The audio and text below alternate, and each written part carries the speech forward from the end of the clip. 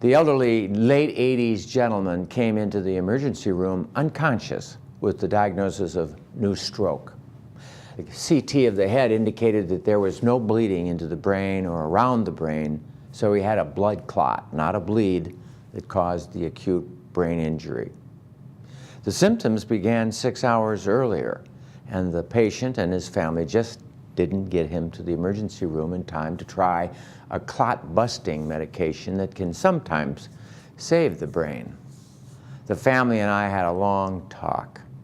The patient had been living alone in his home of 50 years, still daily visiting a nursing home to see his wife who had severe Alzheimer's disease.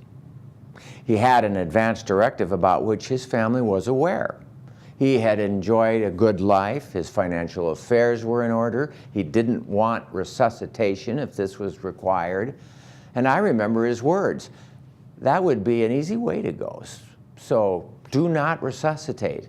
And whatever happens, no feeding tubes unless I have a reasonable chance of returning to a normal life where I'd know what's going on." Our patient had significant brain injury with no capacity to swallow or speak and minimal awareness.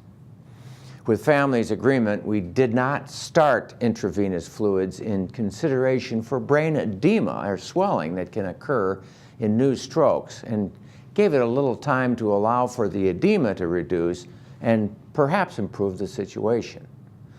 This also bought some time to see if we were going to get any recovery or not. After the third day, the writing was on the wall, and his chances, if he survived, would require a feeding tube.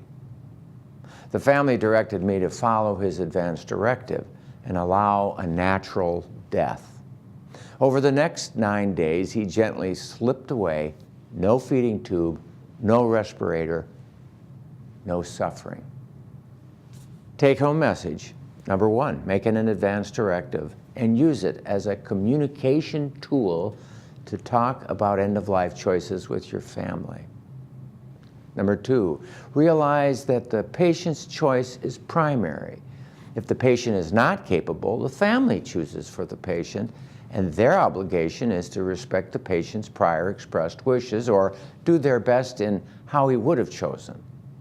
And sometimes this may mean pushing against what the care providers are wanting to do.